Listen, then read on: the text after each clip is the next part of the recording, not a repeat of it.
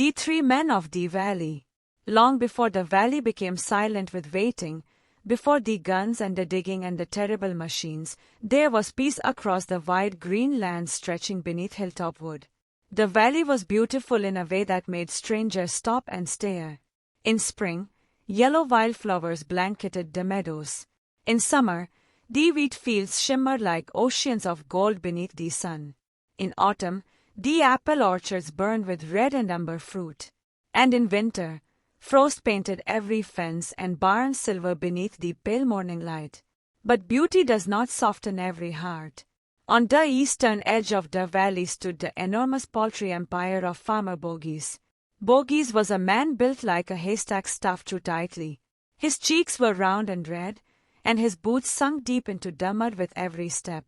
He owned thousands of chickens, white-feathered hens that filled long wooden houses stretching across the fields like sleeping giants. Every morning before sunrise, Bogies would march from his brick farmhouse toward the chicken sheds. The air would be thick with the scent of grain and feathers. "Count them," he would bark at his workers. "I want every bird accounted for." But his concern was never for the animals themselves. He did not admire their shining feathers or listen to their soft clucking with fondness. He saw only numbers. Numbers meant money, and money meant more power. At lunchtime, Bogies would sit at a long oak table and consume 3 roasted chickens by himself. Grease dripped down his fingers. Bones piled high beside his plate. He chewed loudly. He swallowed without gratitude. And yet, despite owning thousands of birds, he always believed someone was stealing from him. On the western side of the valley lived Farmer Buns. If Bogies was tall and swollen, Buns was short and wide, like a barrel that had grown arms and legs. His beard was patchy, his eyes sharp and suspicious. He owned duck ponds and goose enclosures that stretched toward the riverbanks. The ducks waddled through mud. The geese hissed and flapped their wings at passing shadows. Buns walked among them with quick, jerky steps, clutching a stick he used more for shouting than guiding. "Lazy creatures," he would mutter. He prided himself on his secret recipes, duck pies, goose pastries, rich stuffed delicacies he baked in a brick oven behind his farmhouse. The smell of roasting meat often drifted across the valley in thick, tempting waves.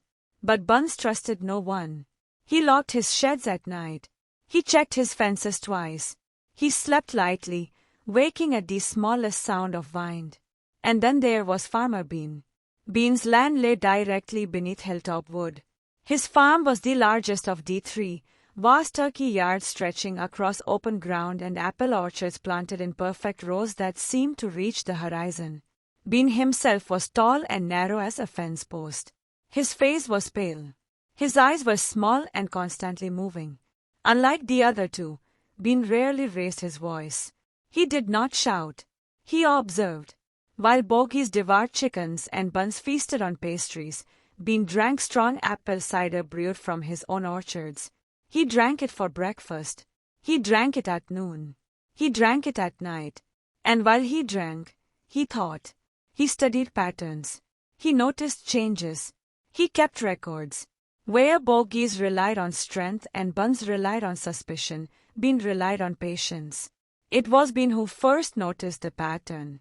"Another 3 turkeys missing," he murmured one grey morning, studying the ground near his fence. He crouched low. His long fingers brushed the soil. There, barely visible, paw prints. Small, light, cleverly spaced. He stood slowly. "A fox," he whispered.